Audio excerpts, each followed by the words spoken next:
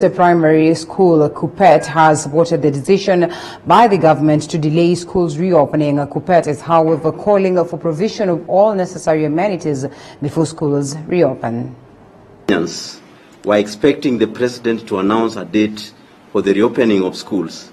His statement addressed the health concerns that all parents, teachers, and learners have about the capacity of our schools to cope with COVID-19. The import of the president's statement was that schools would only reopen once the government enacts safeguards to protect learners and teachers from COVID-19. As a union, that is now Kupet, this is the position we support. Just last week, after the Cabinet Secretary for Education, Professor Magoha, called teachers to their workstations, and the Teacher Service Commission issued a circular to that effect, we urge the government to remit the capitation funds to schools for the development of infrastructure, including the improvement of classrooms, sanitation facilities, dormitories, and creation of isolation rooms to manage emergencies, among others. Kupet believes that the Ministry of Education has the financial resources to enhance the safety in our schools. On the minimum, every school must have sufficient learning space, allowing social distancing, water for sanitation, isolation wards for holding suspected cases pending medical examination, and counseling services. The government should also provide at least 3 reusable face masks to all learners. I think this is where the problem is. When the president was making his statement, he categorically said it was not about when to open, but how to open. As a union, we are also saying that how to open must include, among other things, the provision of masks, the presence of sufficient space, and sanitation area and provision of water. Because we realize that you cannot negotiate with the virus. If we cannot negotiate with the virus, these are the bare minimum that the government must brace. So the ball is still bouncing to the president's door and to the cabinet minister's office, that they are the ones who are likely delaying or postponing the opening up of schools.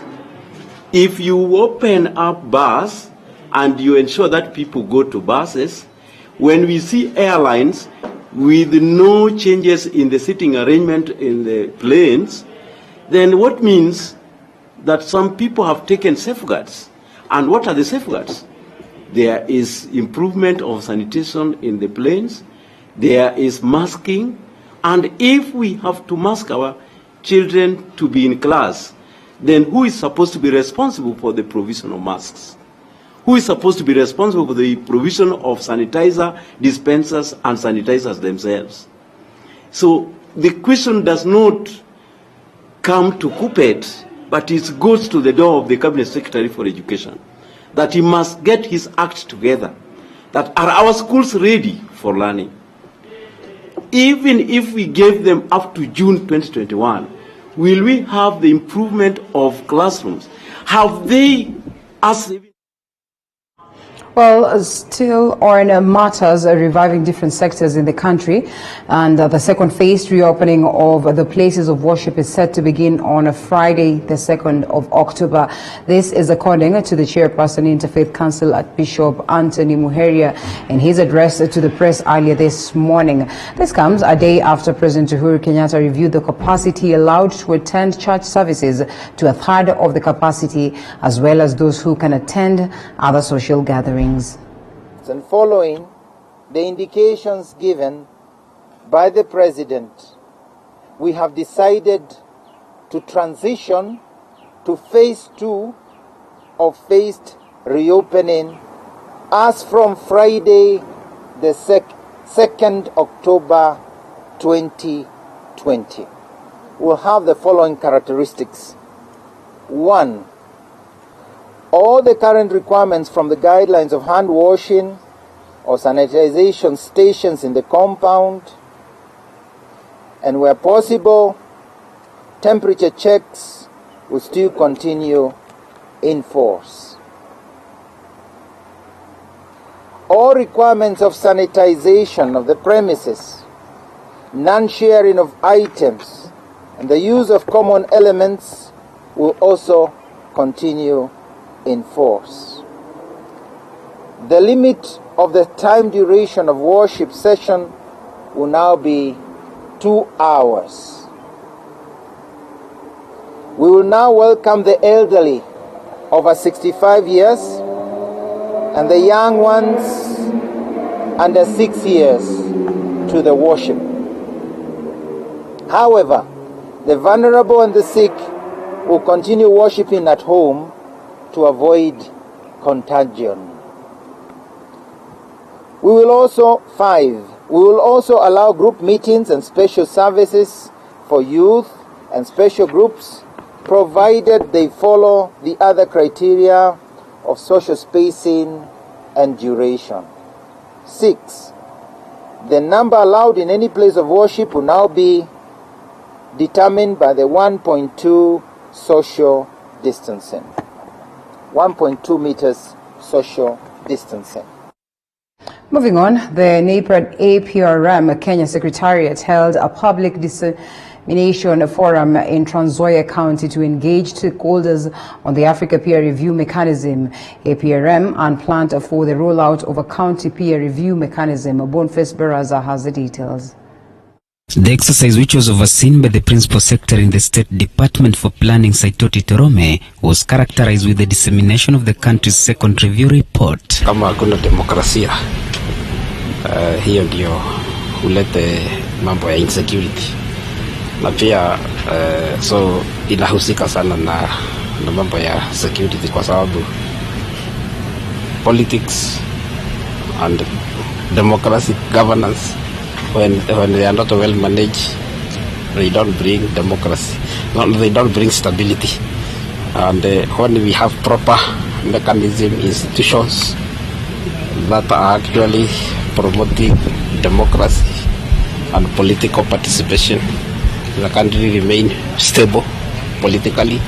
And when we are politically stable, we are likely to do a lot of economic and social development. Trans Nzoia County Commissioner Samuel Juang said the report will aid devolved units in reviewing socio-economic transformation within its jurisdiction by identifying emerging challenges following reviews. Hii peer review mechanism ni njia mojawapo ya kujaribu kuona changamoto ambazo zinakumba ile kaunti nyingine, nchi nyingine, sisi tunaweza kuona hiyo changamoto wamekumbana nao namna gani.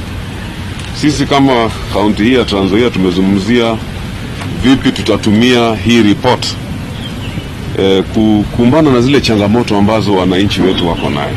Changamoto ya kimapato, wakulima kwa njia moja ama nyingine mapato yao iko chini. Tunataka kutumia hii report kuweza kuimarisha mikakati ya kuendeleza maendeleo ya watu wetu. The review report highlighted milestones the country had achieved since the first review of 2006.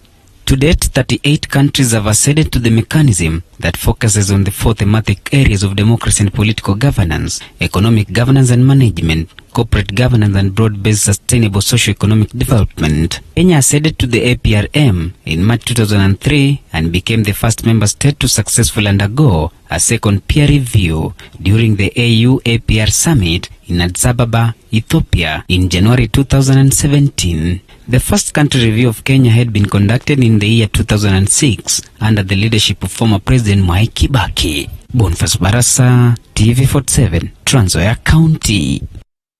Thanks, Boniface, for that story. Now to politics, and Deputy President William Ruto has yet again defended his hustler tag that he is using for his 2022 campaign. The DP, who skipped the National Conference on COVID-19 yesterday, was hosting a group of Nairobi businessmen in his office in Karen this morning.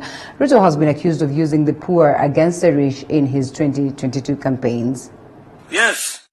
So ndio mimi nataka niwaambie, hii safari tutatembea pamoja, Mimi nitasimama kidete, wapike kelele, watoe matusi, watume vitisho, wapande juu, washuke chini. Mimi niko na wao mpaka tuhakikisha ya kwamba mahasla maisha yao imebadilika. Mnanielewa jameni? Tuko pamoja? Na mimi nataka niwapatie ilani ya mapema. I am telling our friends, I am giving them notice. My friends, it is not going to be business as usual. Picky guys, that is the conversation we are going to have. However difficult, however uncomfortable. Hiyo ingine mumetuzoea, kila siku mnakuja kutuambia kabila hii na kabila ile. Mimi nataka niwapatie notice. Hiyo discussion is closed. We are going to have a different conversation. Ama mnasemaje? Ama mnasemaje? Si hao wangwana wametuzoea vibaya? Wametuzoea. Tunaelewana? Na unajua wengine wanafikiria kwamba mimi nafanya hii, wananiambia hii haiwezi kukupatia kura. Mimi sina haja na kura. Nani aliwaambia niko na haja na kura? Mimi niko na haja na kuinua hustle ya Mkenya, kwa sababu mimi ni naibu wa rais sasa. Hiyo ingine itakuja na bahati ya Mungu. Ama ni aje? Tuko pamoja? Elsewhere, Wiper Democratic Movement leader Kalondo Musical has declared that he will go alone in seeking the presidency in 2022. Kalondo says, although Kenyans have lost faith in leaders, he will bring hope and massive employment for the nation. The Wiper leader, who is in coastal tour, was addressing party delegates at Nyali.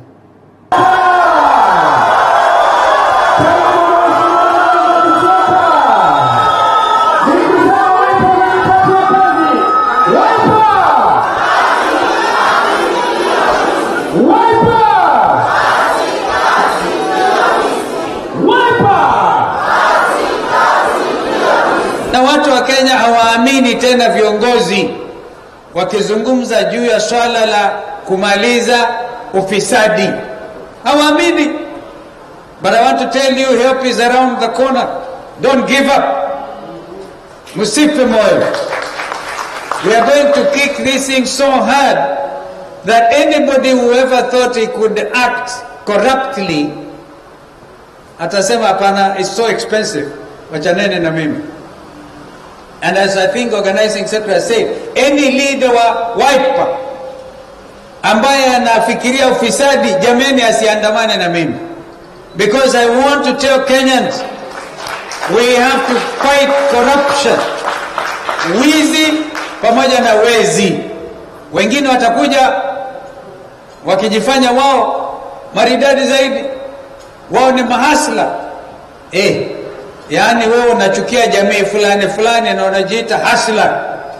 Kwa nini useme unachukia Kenyatta, unachukia Odinga? Kama unachukia wao kwa sababu ya baba zao waliopigania uhuru wa nchi hii.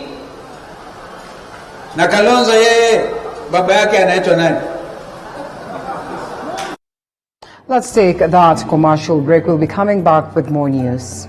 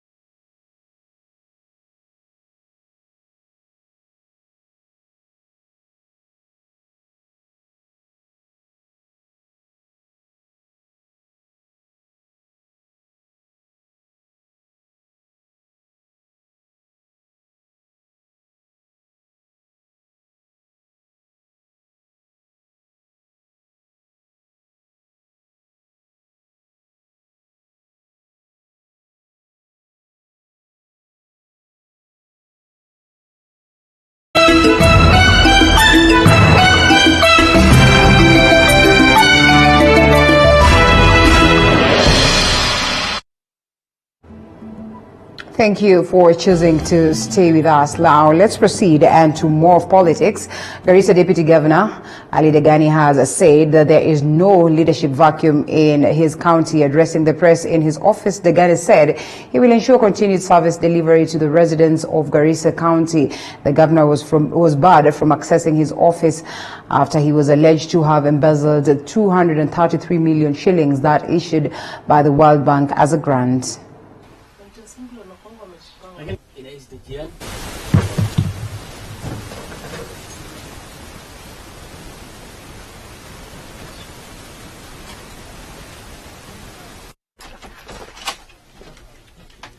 The county government of Garissa to focus on nothing short of service delivery to the people of Garissa County. I have full confidence that the case will be concluded within the shortest time possible. I appeal and urge the residents of Garissa County to join me in continuing to pray for our governor and the other county officials for a speedy conclusion of the case. Until then, there is no leadership vacuum in Garissa County. And the absence of the governor from office does not affect service delivery to the people of Garissa County. Under my leadership and that of the County Executive Committee members and the gallant county workforce, we shall implement the governor's development agenda as provided for in Article 179 of the Constitution and Section 32 of the County Government Act, and also the recent court rulings. The Tana River County government has initiated the process of implementing a special plan for the county to steer development programs and create investment opportunities. The process is being done in collaboration with all county ministries and departments. Jumuiya counties are Pwani and donors. Speaking during a two-day seminar for the establishment of the SPASHIA, the county government has said that FAO has already facilitated the establishment of a lab which is ready.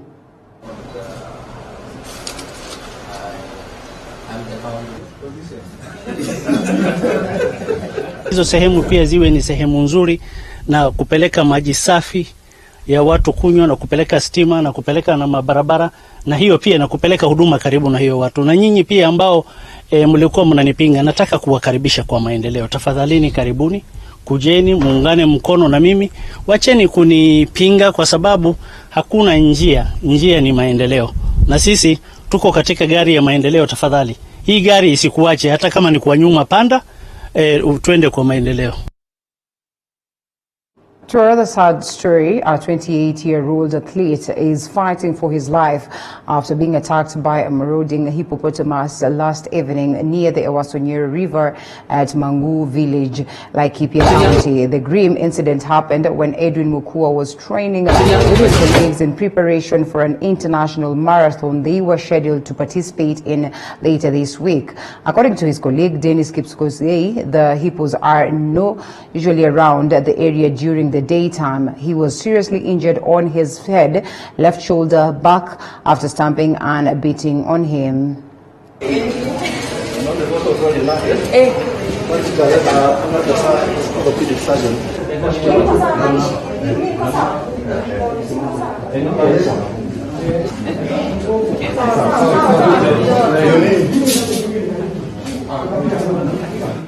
Ya, ni mahali betu tunatumia kama mazoezi.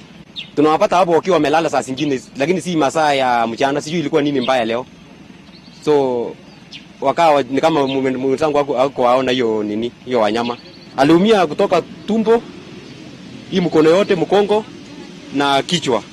Okay, nilimwona akiwa anatafunwa na hiyo mnyama. Alimuuma akarusha juu ya mkongo. Akarudisha chini. Akawa anakimbiza anamkanyaka. Iko bia alikuwa supposed kuondoka on Thursday. Alikuwa naenda huko Take, Uturuki. So alikuwa supposed kuondoka Thursday.